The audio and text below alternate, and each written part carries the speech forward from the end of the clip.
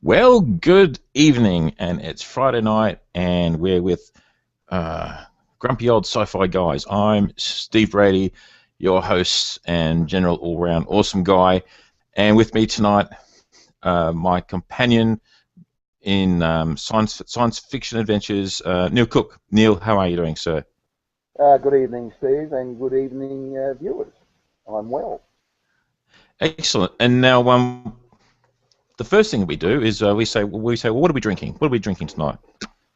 We're drinking a double shot of bourbon and water again here. Oh, that's nice. That's nice. I'm just about to pop. Hang on, you get it. This is it's going to go over. Oh, it's live internet. Bless the spot. Oh dear.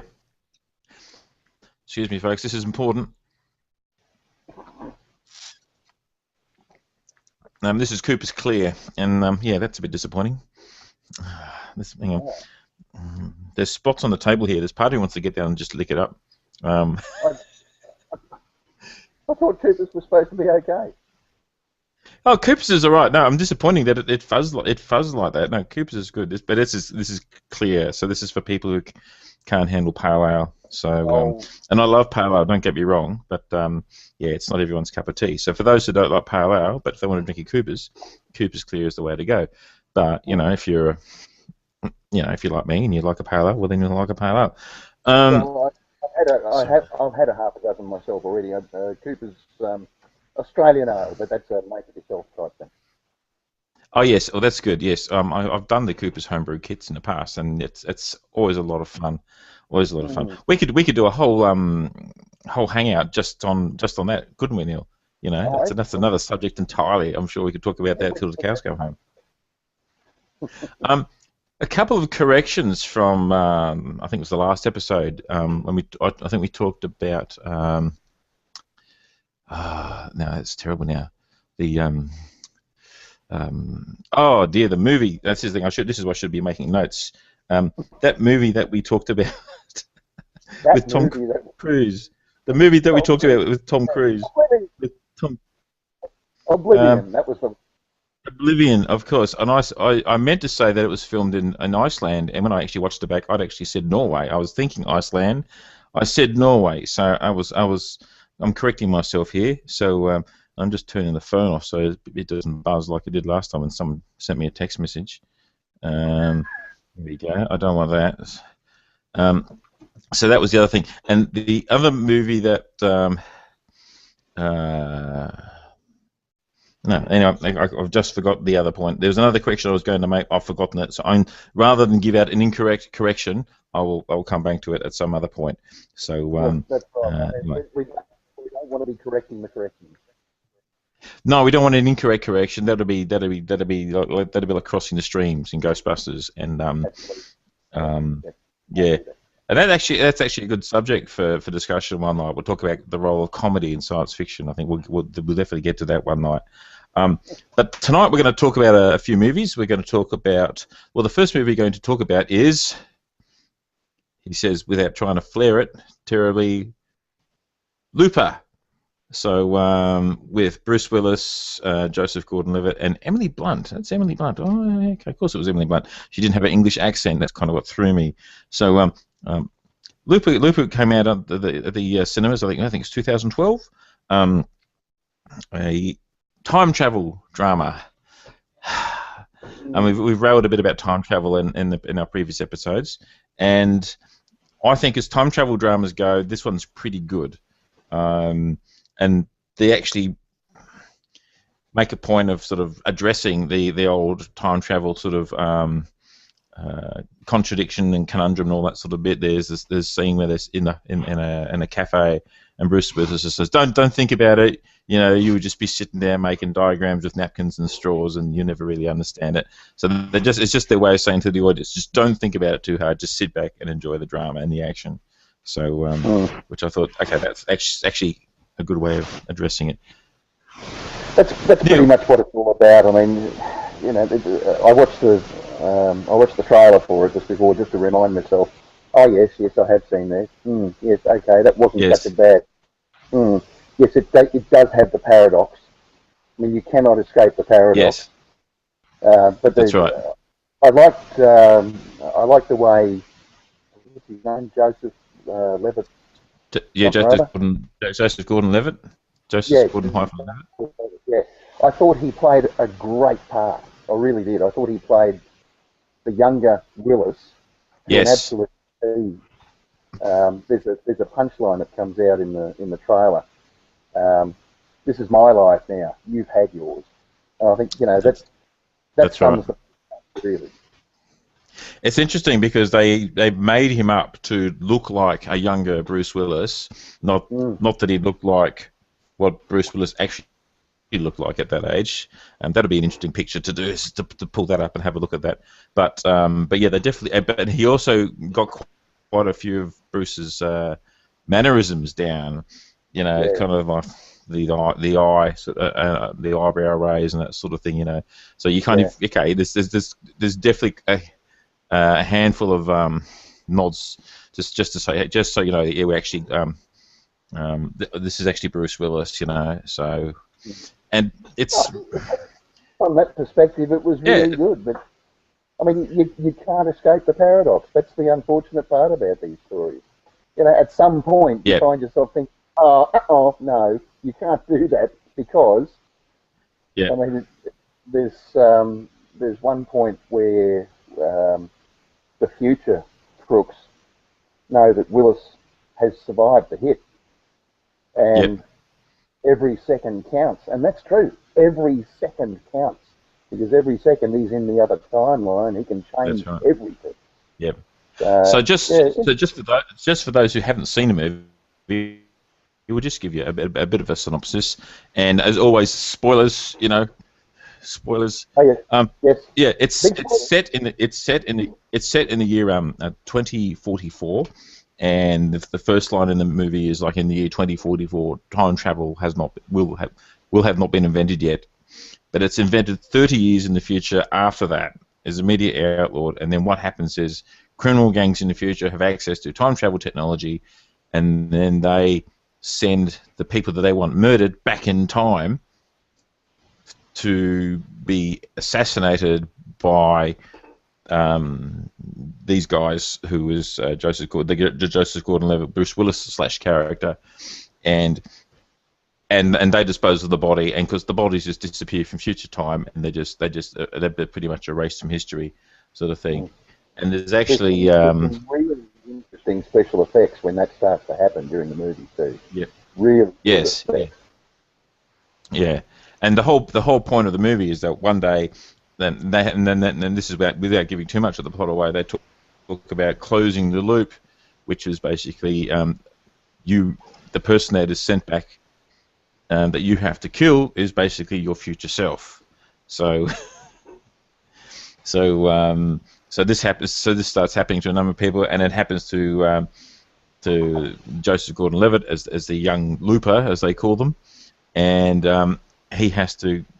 Bruce Willis is sent back in time. He's supposed to kill Bruce Willis. Doesn't quite work out as intended. So and thus the movie goes on. So but you've got the old parallel time streams thing, alternate time streams. What may have happened? What should have happened?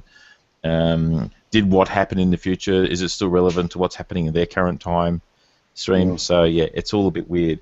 But no, it's Still going to be alive today. Yeah. Very yeah, deep in that. yeah. It's an interesting movie, and it's kind of it, uh, it changes tack about halfway through. I don't know if you remember seeing it. So where you get Emily Blunt and the young boy, without giving too much away about what role they have in the story. But yeah, basically, Joseph Gordon-Levitt's on the run from people trying to kill him, and he takes refuge on Emily Blunt's property on her farm, sort of stuff, and which is a complete change of direction and pace of the story. So for a while, you know, and of course it then picks up again towards the end, and yeah, the time paradox resolves itself. The time anomaly or whatever resolves itself one way or another. You know, so basically. The twist in the end is very interesting. Yes, yes. So it's a good movie. It's an intelligent movie. It basically says don't overthink the time travel paradoxy thingy too hard, because it's really just sit back and enjoy the ride, enjoy the fantasy sort of stuff. Because after all, time travel isn't real. You cannot go backwards in time, so it's a bit moot to be worrying about. Yeah. Paradoxes and stuff like that. Which we'll keep saying that until the day it's actually invented. I mean, as a thought exercise, it's an interesting concept, and I think that's why they make these movies, is to make people think. And Looper was pretty well done from that perspective. It did make you stop and think. Yes. It was one of those movies when I saw it at the cinema on its first release, and it was one of those movies you kind of go in and go, oh yeah, this is just going to be another cheap science fiction movie that the studios have put together, and then you come out and you kind of go, okay, that wasn't too bad. They've actually put some thought into that. So I was pleasantly surprised at the cinema. So I was more than happy to pick it up on Blu-ray. I have my own actual copy of it, just so I'm watching legit, or someone's copy. Flash. Yeah. So yeah, Looper. If you haven't seen it, definitely worth seeing. Definitely a good movie. And I'm a Bruce Willis fan, and I'm actually a Joseph Gordon-Levitt fan. He's definitely been in quite a few movies that are pretty good. I think he was in the latest Batman movie, and he was in Inception as well. So yeah, he's definitely going to be around for quite some time. Okay, that's Looper. Let's move on to our next movie that we're going to discuss, which was, to line this up, After Earth, with Will Smith and his son, Jaden Smith. So how about that? That's not flashing too much. Wouldn't want to flash too much. So yeah, so basically a vehicle for Will Smith to make a movie for his son, pretty much. And as movies go, it's pretty disappointing, I thought. Yeah. It's like, you kind of go, because you've got one of the hottest properties in cinema in Will Smith. He's been in a lot of good movies. He's got this great character, his great persona, great personality. And basically, he subsumes that for the entire movie in order to give the prominence to his son. And basically, his son's a whiny little teenager, and you just really want him to die. You really do, Basically, the plot of the movie is that they crash on this planet, they're in the future, so they crash on this planet, which is Earth, several thousand years into the future, when all wildlife and everything has re-evolved and redeveloped. There's no civilization there. It's a banned, forbidden place. So the only two survivors of the crash are Will Smith and his son. Will Smith is basically this general militaristic type, who speaks to his son and military. Yeah, he's a hero. He's a real, genuine, full-on hero. Has a lot of respect within the military. But he speaks to his son as if he's just another soldier and not as a son. And his son just tries to emulate, tries to please his dad as much as he can, and he's just not up to it, And I think that's the whole point of the movie, It's like, yeah, try as you might, you're just never going to be as good as your dad, and really that's the lesson, kids. Try as you might, you're never going to be as good as your father. Nick, you listening? Yeah, no, he's gone. Bugger. Well, that lesson was wasted, wasn't it? Yeah. He's gone to movies. Yeah. Well, see, but that's probably why. Yeah, much anymore, so you get that. Yeah, that's it. But it's visually quite nice, and some of the set design was a bit weird. Everything's sort of like fabric, like smart fabric, So like all the rooms and everything are sort of sealed off that way. It looks like they just, wasn't it? The interior of the spacecraft was just something different.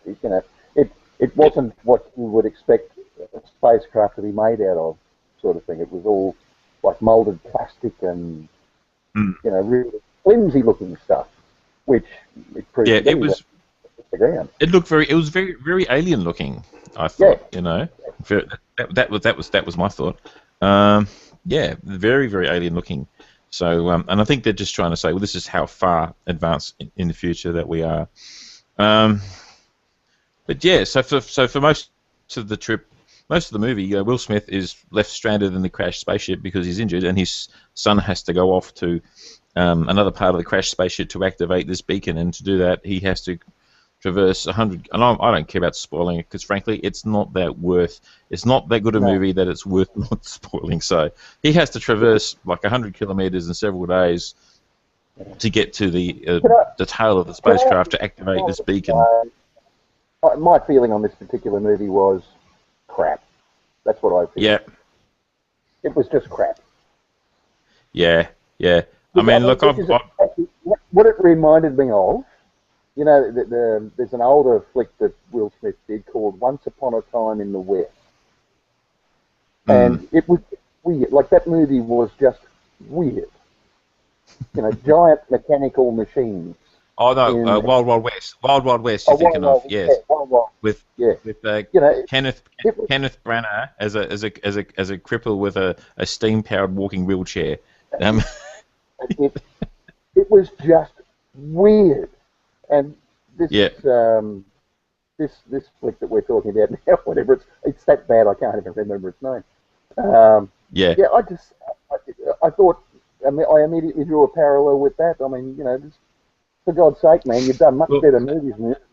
I mean, Wild Wild West wasn't one of the great movies, but at least it did have a bit of humour because you did have Will Smith as this wisecracking, smart-ass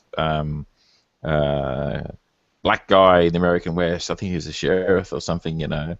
And I think you had Salma Hayek as a bit of eye candy, female interest sort of thing. And who was the other male lead? This is how bad this movie is. We stopped talking about it already, and we're talking about other Will Smith movies. The name will come to me of the other guy who who was in A Fish Called Wanda. That's terrible. Done so many other good movies. I mean, you know, the Men in Black, for argument's sake, they strung that out to movies, and it was still. I mean, the third movie was still worth watching. Definitely, I quite enjoyed the third movie. I think we'll definitely talk about Men in Black movies at some point. But definitely, he's done a lot better, you know. And I think pretty much he was trying to give his son a movie vehicle to sort of make a name for himself, be a star. And I kind of felt his son was probably like maybe a couple of years too young for the role they were trying to get him to do. They're trying to say, oh, he wants to graduate to become a ranger, as they called him, and it was like, and like he just didn't look old enough. I don't know how old he actually is, to be honest, in the movie, but he just did not look old enough for the part. You know, if he was a couple of years older, he might have been a bit more credibility, but he was just an annoying, whiny kid, you know, and you just kind of go, please, big bug road monsters, just eat him, and then have Will Smith go, okay, I suppose I've got to do it myself, you know, and like pick up the spaceship with one hand and kind of lob it into orbit and then, you know, rescue himself that way, you know. I mean, the character that Will Smith played was equally pathetic because he was deliberately injured. I mean, that was the way the thing was written. He was injured to the point where I think he was bleeding to death or something, wasn't he? Yeah, he had a broken leg and a severed artery in his leg, and he managed to last 5 days somehow. Without dying. Yeah. So and the whole pretext of the aliens they were fighting that couldn't see them but could only smell them when they admitted fear. And like that was the only way that you could detect something when it was afraid. So how do they navigate around their environment? Seriously, so without bumping into things, you know, they just bounce around. Oh, that rock's not afraid, so I can't tell that it's there. It's a pretty dumb premise. So, and like I'm looking at the cover of the box here, and you know how they pick out the words from the reviews to put on these movies, and the word that they picked out is spectacular. And it is visually interesting, certainly in parts. But I'm imagining that the complete review. Well, I'm actually tempted to go look it up. That the complete review is probably spectacular looking, but a crap story. Yeah, yeah, and disappointing acting, and and the only reason I've got this on Blu-ray is that when I bought them from JB Hi-Fi, it was like you two had the movies bigger for the first price. movie. It was a two movies for the price of three, and I'd picked Looper and I'd picked Oblivion, and I thought, oh, okay, what else is there that I'd be half interested in seeing? Oh yeah, After Earth, why not? So we've bagged that totally. So yeah, look, it's a don't waste your money, don't waste your time. Yeah, I doubt that I'd ever actually bother want to watch it again. It's one of the most disappointing sci-fi movies I've seen for quite a long time. And yeah, if we were giving it ratings, which we don't do here, if I was giving it a rating, I'd probably give it about a half a star out of 5. I'd give it toilet paper. That's what I'd give it. Toilet paper. A toilet paper ranking. Yes. Fantastic. Okay. Right. Well, having got through that, we've got some real gem stuff to talk about. A movie that I've been wanting to talk about ever since we started this. Okay, it's only our 3rd series, but hey, you know, is one of the great iconic movies. And we've looked at a couple. We've looked at Planet of the Apes as their iconic movies, and we looked the original Planet of the Apes, and we've looked at Forbidden Planet. So this week we're going to look at this great flary thing here on the screen here. Stanley Kubrick's 2001: A Space Odyssey. Here we go with the giant space baby there. Yeah. So, Come on. For those who haven't seen 2001: A Space Odyssey, how do you describe it? Why haven't you seen it? I mean, for God's sake, it's been out for 40 years. Why haven't you seen it? Yeah. 1968. 1968. It was released.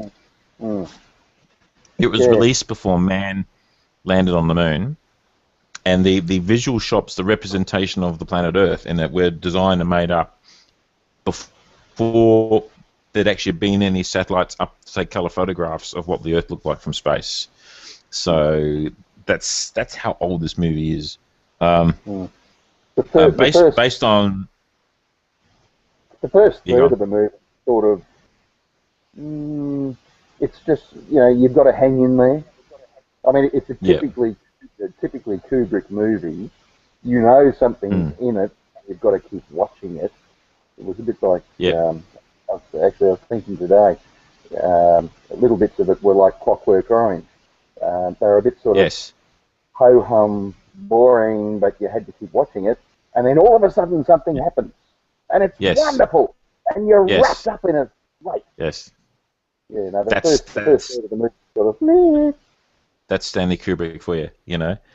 So yeah, basically, but well, in summary, it's about mankind's evolution from one stage of evolution to another, and the fact that there's been alien intelligence at play in directing it, and the alien intelligence is represented by this monolith. So the first 20 minutes of the movie is basically millions of years ago, pre-humanoid hominids, and they've obviously been influenced and directed by this giant black monolith that sort of appears in the middle of the group of creatures in the middle of the night. And somehow it gives them intelligence, and they learn how to use tools, and they learn how to use weapons to defeat another tribe of apes, hominids, that had taken their water supply. So it's fantastically filmed visually. You'd never make a movie like that. It's because the tempo of it is just so slow compared to a typical modern Hollywood movie. It's the tempo is just so ridiculously slow. I mean, and nobody makes a movie anymore where there's a 2-minute prologue of just music and a blank screen. And well, that's which is what's on the DVD. At the cinema, and I've seen it a couple of times at the cinema. That's music plays before they even draw the curtains. That music, that prologue plays. Well, not that's even before you get to that bit. That's it. That's yeah. It's a whole bunch of, and then I don't think there's any original music written. It's all classical music from a bunch of different composers, and I won't pretend to go into them now. Um, but there's a couple of iconic beats. That's by Zarathustra, and I think the, the The famous Blue Danube. the Blue Danube Waltz, yes, by Johann Strauss, I think it was. I don't think it was Yeah. Richard. I think it was Johann.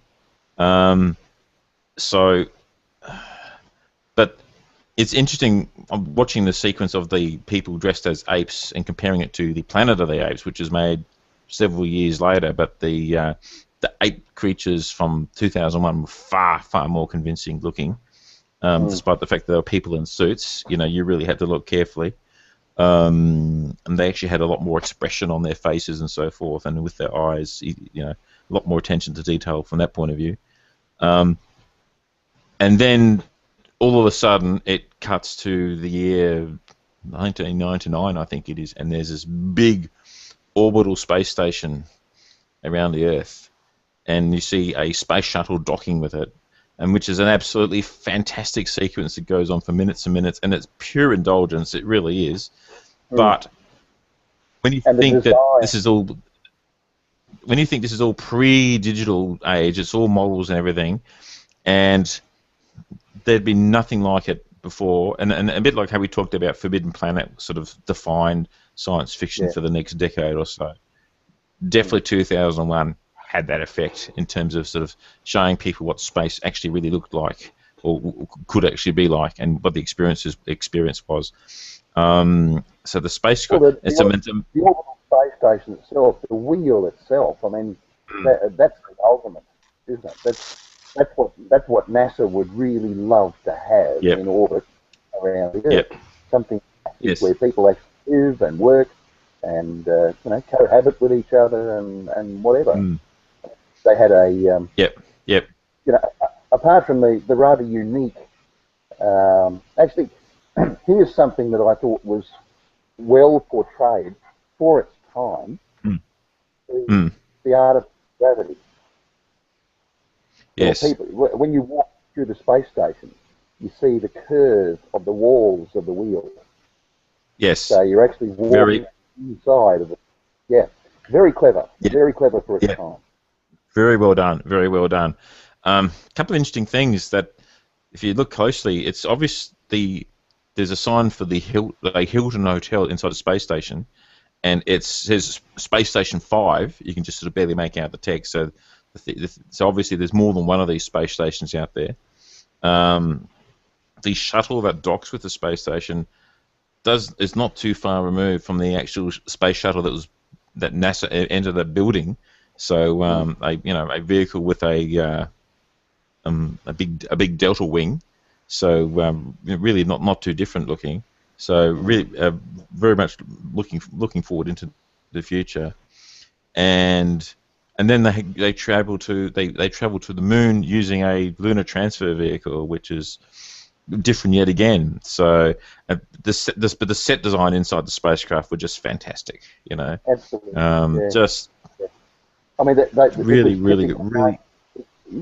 All the furniture was that moulded body form 1960s Art Deco furniture. Yes. So, and the fashions were definitely of the time. Yes. Yeah, but it holds up quite well. You watch it and it really holds up quite well. But again, the tempo of the movie is just very slow. It just, before you actually realize what's actually happening, that one of these monoliths has been found on the moon, you know, and then because they figure that the monolith has sent a signal to Jupiter, they then go, okay, we have to go to Jupiter and check it out. And so then you get to the third part of the movie, which is the voyage of the Discovery spaceship, which is the one I've currently got on the YouTube homepage and now Google Plus homepage for Grumpy Old Sci-Fi Guys. That's the Discovery spaceship, which is big round ball at the middle, and then there's this long bit with nuclear engines at the back, presumably, and to keep the crew as far removed from the radiation as possible. So, and then you get into the sequence where they're having to deal with the HAL 9000 computer on board. So who decides to go a little bit crazy and kill members of the crew for reasons that aren't for reasons that Hal has his own agenda, sorry. doesn't it? Yes. The crew don't know about. He's been given instructions to carry out the mission no matter what. That's right. That's right. So yeah, so when the crew start to do stuff which he perceives to be contravening the mission, Hal does something which it makes him look crazy, but to Hal it makes perfect sense. But because the crew didn't know, then they didn't tell everyone about the reason why they were going to Jupiter. This whole discovery on the moon was kept an absolute secret. Yeah, really, really weird. Really weird. But Hal knew about the monitor. Yes. Hal. Here's a quirk for you. The letters H-A-L, Hal, one letter removed from I-B-M. Yes. It's interesting that Yeah, I don't know whether that was deliberate or whether that's just a bit of lore that was written into the movie or not. But yeah, interesting. It wouldn't surprise me if it was deliberate because certainly at one point of them, when I think it was on the command deck of the space shuttle, you actually see the instrument panel which had IBM written on it. So and the stylistic design of the logo of HAL and everything, it is very much like IBM as it was in those days, you know. So I don't think it's an accident. I think it is a tip of the hat to IBM, which and particularly in those days was huge in terms of computing because there was no such thing as personal computers in those days. Everything was mainframes, you know. Oh yeah. So and here's this model of a thinking, almost sentient computer. It's quite out there. And, you know, all the plaudits to Arthur C. Clarke because you know he's the man that had the imagination to write the story, and we know now that a lot of his imagination has become real. Yes. Very interesting. Oh yeah, well Arthur C. Clarke, I don't think he totally invented it, but he was one of the first science writers to write, I think, specifically about geocentric satellites, which you know are used for communications and all sorts, and weather monitoring and all sorts of purposes these days. So and quite a few other things. I think he also talked about building space elevators, which people have been looking at, and I'm sure will be built one day. Might be easier to build one around Mars than perhaps around Earth. I think the gravity field around Earth might be a bit. I mean, it'll take ages to travel on a vehicle, 30,000 kilometers up to geocentric orbit. But yeah. But anyway, and then of course after Hal disposes of all the crew except for Dave Bowman, who's left in his little space pod, and he has to get back inside the ship without his space helmet on. So you get that dramatic scene where, and I don't care about spoilers for this. If you haven't seen it by now, tough shit. Just go out and watch it. Exactly. But yeah, that's a very dramatic scene where he has to sort of get back into the space station without his spacesuit and survive. So that was actually a fantastically filmed scene.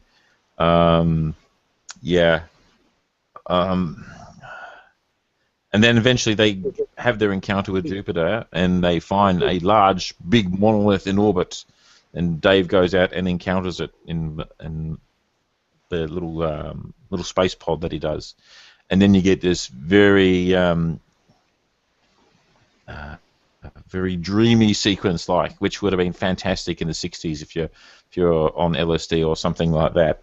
That would have just blown your mind, I would have imagined. I think that's pretty much what that would have been. And then you get this bizarre sequence where he's in a very freaky looking room, Dave Bowman, and you get a series of shots where you see him looking at his older self.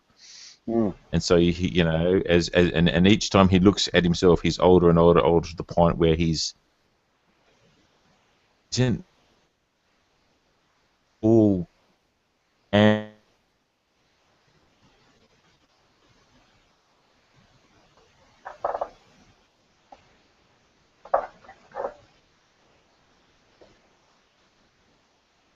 I think our internet connection's gone.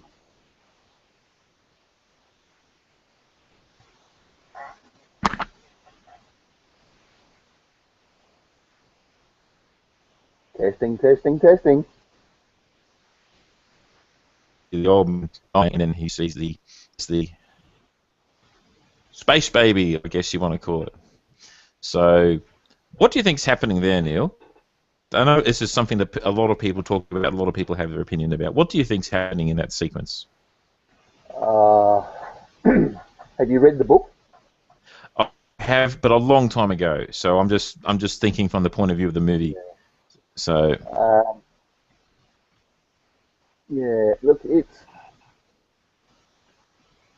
it's difficult to say. I mean, I can't think and talk about 2001 without thinking about the sequel that came after it, which I regard as a better movie, because the sequel tells more of a story. 2010 was a good movie in its own right. We might talk about that in a minute. So, but that particular end sequence, what did you think? Particularly because you would have seen that in the years before they released 2010, which came out in 19.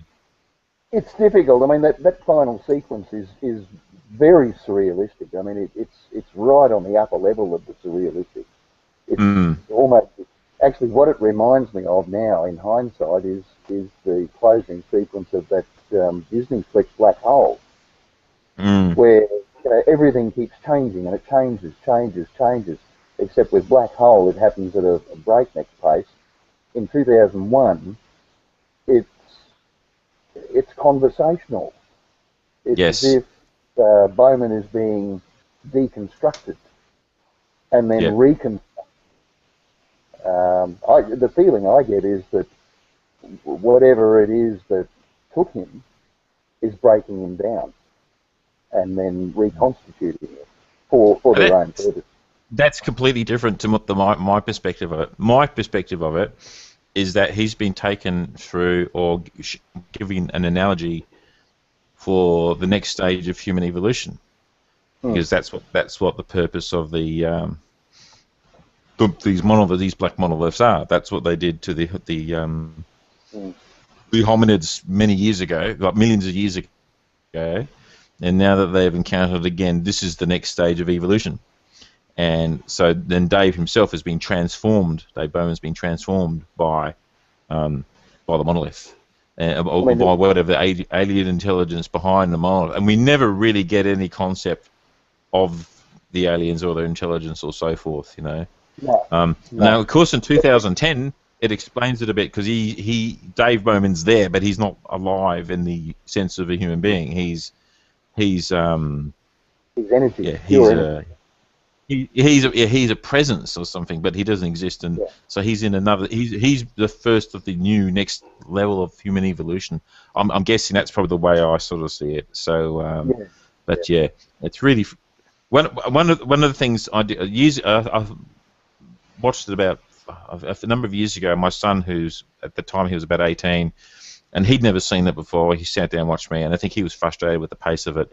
But his comment to me afterwards is, now I know what all those Simpsons references are all about, you know. So, because it's 2001 is such an iconic movie, and it's parodied so many times in so many movies. So, like in The Simpsons, where he goes into space and Homer has to say, eat all the chips, and you see him sort of, you know, lining up and rotating to eat the chips in space, you know, which mimics the docking sequence, and you've got the Blue Danube playing, and I think he's going, right, that's what they're talking about. That's where that all comes from. I now understand what that's actually referring to. Well, it is, isn't it? It's an iconic movie. It's iconic in, you know, not only for its time, but it sets a standard for all other movies like it that come afterwards. Anywhere where we confront a superior intellect, that sets that platform.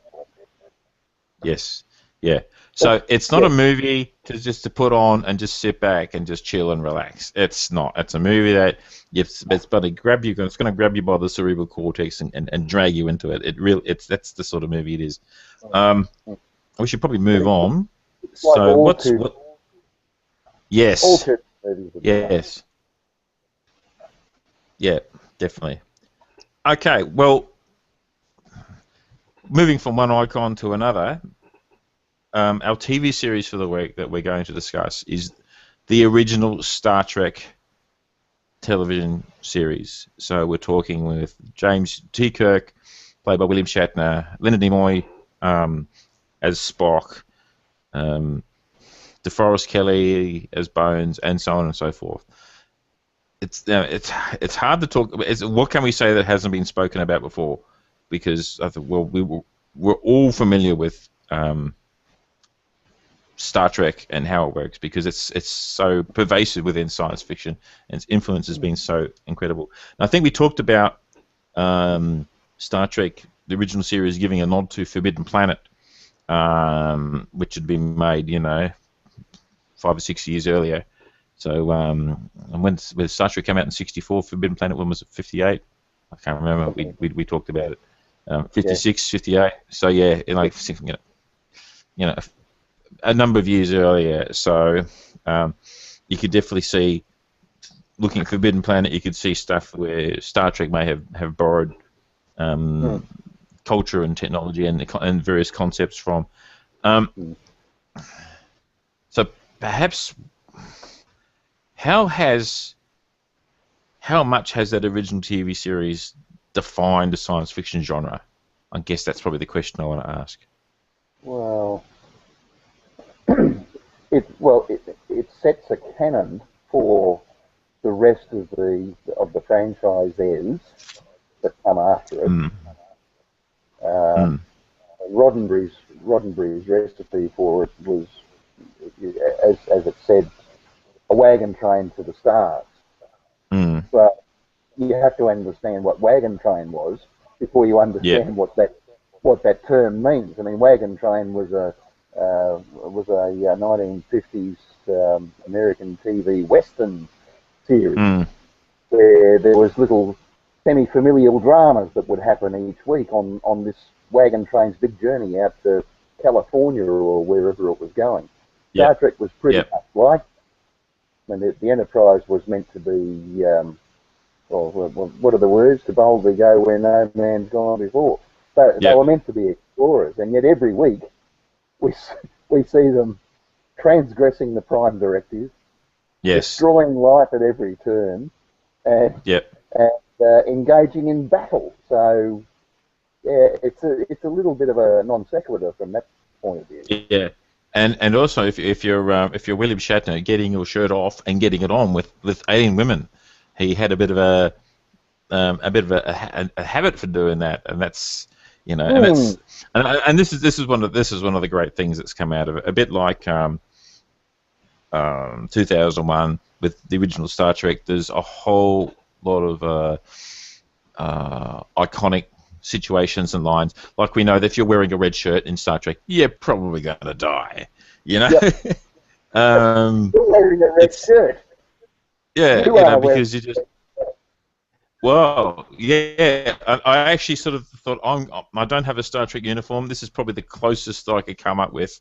I was looking for something decent to clothe my body with tonight, so I thought I'd stick this on. So yeah, it's kind of a very poor homage, but it's just like a sports top. But yeah, this is the closest that I can come up with. So I'm not that nerdy. I could have worn my Star Trek tie, which has all the different captains on it, but yeah, that would be.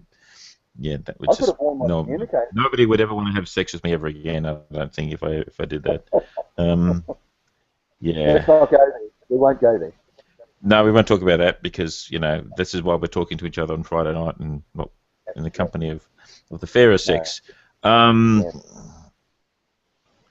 yeah, of course it was supposed to be a 5-year mission. It got canned after 3 years, and as everyone, well, not everyone knows, but as people who are familiar with Star Trek sort of lore will know that it got in popularity when it went into repeats and what they call syndication in the US, and then people started watching it again and again and again. And I think by the time I got around to watching it, probably would have been the 70s here in Australia. So watching it. So I don't know how many times it had been on before or whatever. So probably in the days pre-color television, I'm thinking. So So yeah, and it was like you had these fantastic characters, and the fabulous thing about Star Trek was the characters and the performance of the actors, and you had this triumvirate of Spock, Kirk, and McCoy, and the way that they would sort of balance each other out, and that was the genius of the series, and that was the success. That's what made it work, you know. So Yeah, yeah. It was. I mean, there was a lot of 1960s misogyny involved because yes, the yeomen were all women and they all wore what appeared to be short skirts. They actually had hot pants on very underneath. short But, skirts. oh yes, very Yes, short skirts. And the yeoman would bring Captain Kirk his coffee, and you get the yes, impression that that's all he was there for, to look good and bring the coffee. And yep, Bones was. I mean, why would the Doctor be on the bridge all the time? This is the part that always fascinated me. He spent 99% of his time on the bridge. Who's looking after the sick bay? But that aside, he was Jiminy Cricket to Kirk's Mickey Mouse or whatever you want to call it, mm-hmm. and uh, yeah, and it worked. I mean, as you said, it was a formula that gelled, and everybody just cottoned onto it. It Yep, became Saturday night viewing. Let's all watch Star Trek. And yep, some of the yep. stories were pretty canny, but some of them were quite delightful. Quite delightful. Oh, there's some great stories. I think one of my favourite ones that sticks in my mind is City on the Edge of Forever. I think that, Uh, that one sticks in my head. You that know. is my favourite. Yep. That is my Yep. favourite. Absolutely, without any doubt. Yep. Yep. And That's probably the one that sticks in my head. Uh, but isn't that interesting? There's another uh, time paradox there. I know, and again, it's something that's been used. There's just no avoiding it, unfortunately, or whatever. In science fiction, it's just so often do people go to time travel, and I'm going to stop complaining about it. I really am, but I won't. Yeah. Um, um, and you had and obviously, but you had humor as well. There were quite a few funny episodes as well. I mean, the trouble with Tribbles, Mud's Women, you know, Yeah. were a couple of hilarious episodes, you know. Yeah. Um, so they yes, you had some Mark. real serious drama. But, sorry. Yeah. No, go on. No, I was just remembering. Harcourt Yeah, Fenton Mutt. Huck Phantom Mud. That's it. Yeah. Fantastic character. Yes. Fantastic character. Yeah. And the way the Klingons were portrayed then as to the way they're portrayed now, Yeah. and that's explained away because there was some form of eugenic wars on the Klingon homeworld, Yes. and the Yes. crossbreeds come out apparently. Mm. And of Interesting course, you stuff. had the I can't remember the name of the episode, but the original episode where we meet Khan Noonien Singh, played by Ricardo Yeah. Montalban, Space Seed. fantastically so. Space Yeah. Seed, that's it. Yes, and a brilliant, brilliant piece of science fiction. Absolutely Mm. brilliant, a brilliant storyline, you know, and it was so good that they used it as the basis for, well, two subsequent science fiction Star Trek Yeah. movies. Yeah. And we'll talk about the movies at another time because I know we've got some opinions about it. But Oh yeah. certainly Star Trek Wrath of Khan was one of the probably still the standout Star Trek Mm. movie, I think. Yeah. And I'm actually tempted to go and drag that out and watch that again. I haven't watched that for such a long time. Yeah. Did you realise, Neil, that they've actually gone and remastered the original series and released it I think on Blu-ray and DVD? They No. actually went and redid all the special effects shots, Is that so right? to make it look a lot more contemporary. Yes, So yes. the episode And Planet Killer won't look like a truncated snail anymore. It'll look yeah, like it actually, you know, without going overboard, but yeah, they've actually sort of redid all the special effects and so forth, and and the shots of the spaceships and everything, mm. and tidied up the footage and the way it all looked, and it's I don't have a copy, but my brother's got it. I have seen some of it, and it's fantastic. It is worth having a look at and worth getting hold on. And I should really do that. I might run off to the store tomorrow and do that, maybe, or something like that. Anyway, so we're probably not really saying anything new about Star Trek. We could talk about Star Trek all night, I'm sure. So what we'll do is we'll definitely come back to the franchise because we'll talk about movies. We've got other subsequent television series of Star Trek to talk about. So there's plenty of fodder there. So this is us kicking off our Star Trek discussion.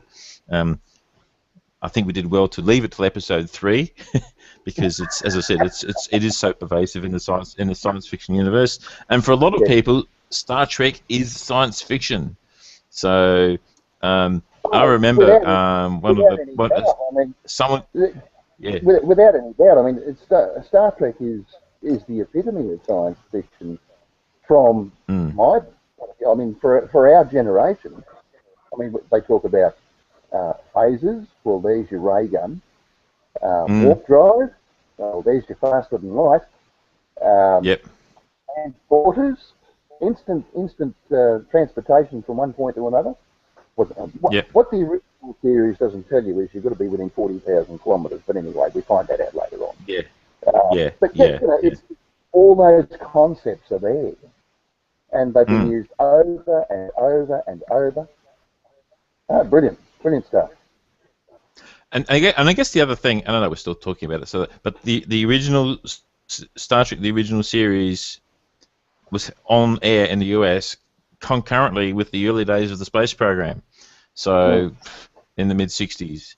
So as they were going through the Mercury, Gemini, and leading up to the Apollo missions, So on the one hand, you could look at the nightly news and read the paper and see what was happening with your actual space program, and then you could watch Star Trek and see, well, yep, we have this actual space program. This is where we're going to be, in the future, or one vision of where we're going to be in the future. And we talked about Babylon 5 in our first episode because we both love Babylon 5, and I do recall reading once where the producer of Babylon 5 a fan had approached him because in Babylon 5 they have these communicator things which are on the backs of their hands that they press a button and they speak, into the back, and it just attaches to the back of the hand. That was their way of doing it. And the fan said, that's wrong, that's completely wrong, because we know from Star Trek that the way that people talk to each other is by a badge on their shoulder. And so you've got it wrong. So this particular fan's mind, the future is preordained. It's going to be as laid out in Star Trek. Well, that's the beauty of canon, though, isn't it? I mean, and that's my problem, which we'll get to on another time. But you go creating a set of rules, and then somebody else comes along with different ideas. And wants to change those rules. Well, look out, there's trouble.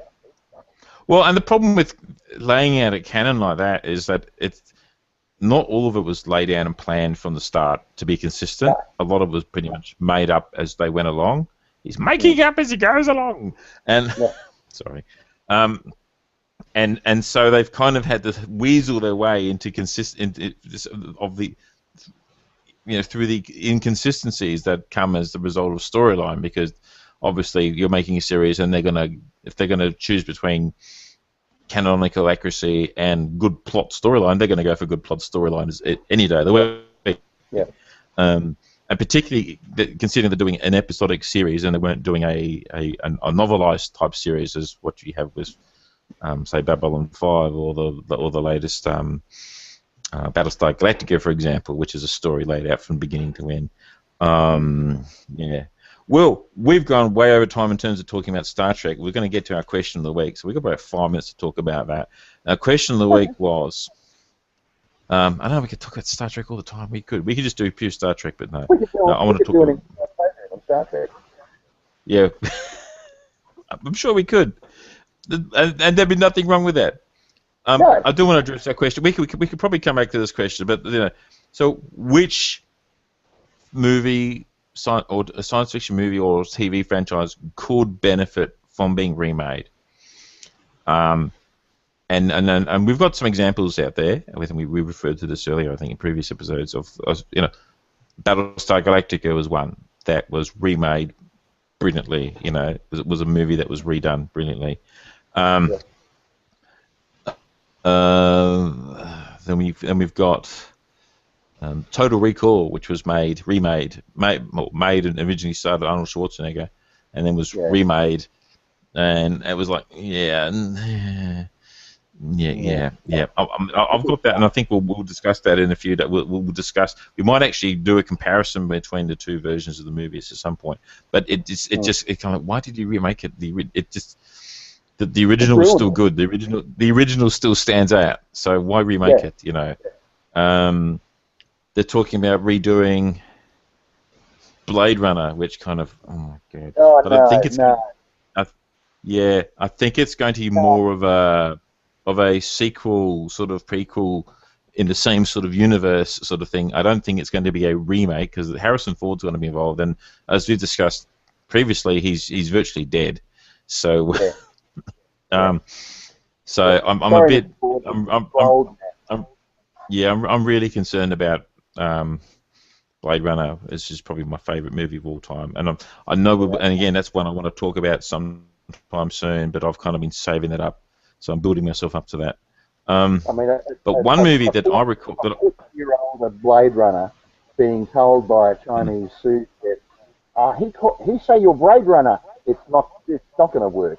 It's just not going to work. No. One movie that I thought would work out really nicely as that could very well stand to be remade was the movie Outland. Do you remember that? With Sean Connery. Yeah, you're going back away now. That's going back away. So I picked up a copy of that a couple of years ago and watched that again, and it has dated a little bit, but it still stands up pretty good. So Sean Connery, he's like a sheriff or a cop. He's a law enforcement official on a mining colony, and there's a lot of basically there's a lot of corruption, and I think there's drugs involved and stuff like that. Yeah. So, and again, you've got the iconic sequence of a person whose space suit vacuum is compromised, and you see the person's face expand and the eyes exploding and all that sort of business, which isn't what actually would happen. But that's the iconic sequence. So that's one I thought that was actually, there's a decent story in there. There's definitely something that's worth revisiting, actually. That can be the question for the week for the viewers. Yeah. What's that? What actually happens when the human body is exposed to the vacuum of space?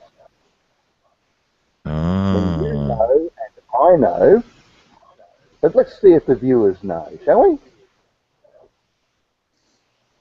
That's a really good question. Yeah, we should do that experiment. we should launch someone up in space and go, okay, just for science, we're going to disconnect your spacesuit and just Lift your visor. Lift your visor and just see what happens. And I mean, we talked about that with Bowman from 2001 earlier on, and another franchise that I would love to see remade, and we're just about hit the hour mark, so I want to wrap this up real soon, is the British science fiction series Blake's 7. Yes. I think that is prime for being remade because it was a plot-driven, character-driven story. Yes, it was in a science fiction setting, and some of the special effects are very, very cheesy and so forth. It really is, but you had some really, really good characters, some really fantastic characters, and I would love to see that. I mean, Avon, is there ever a bigger bastard on the science fiction TV series who was a main, regular, recurring character and who was a part of the crew? He wasn't even the villain out there that they were trying to get. No, it was, you had all this tension within the crew. It wasn't all like, one big happy crew like Star Trek. No. So, I wanted to vivisect Avon every week, but every week Blake needed him for some reason or other, Yeah. and he had to stay. Yes. Yes. He was a conniving bastard. Yes, they were there out of requirement. Well, I think we should talk about Blake Seven soon. Just to have a look at definitely revisit that. We should definitely talk about that sometime soon. Okay, I think we'll wrap it up because we're just on the 1 hour mark. Thank you, our viewers who are watching us and who will be watching this on YouTube later on. We're having a lot of fun doing this. I'm hoping that we're going to actually have a special guest next time. So someone who isn't necessarily grumpy nor old or a guy, and probably just to sort of add a bit of contrast and will give us some different ideas, so some different slants on movies that he, it may have seen or may not have seen. Yeah, I mean, now that we've we've pretty much established our format, and we're becoming old hands at this. Yeah. So that's what I want. We'll bring some guests on board. I've got a couple of people in mind, and so we'll start doing that sometime soon. Righto, folks. Thanks very much for watching, and you take care, and we'll see you a couple of weeks time, maybe, depending what's happening, 2 or 3 weeks time. Stay tuned. I'll let everybody know, and in the meantime, take care, look after yourself, and I need a tagline. Yeah, you need to make it so. And make it. It's been done. We're working. Tagline, work in progress. Okay, there's our episode title. Okay, no worries. See ya. Bye. Bye.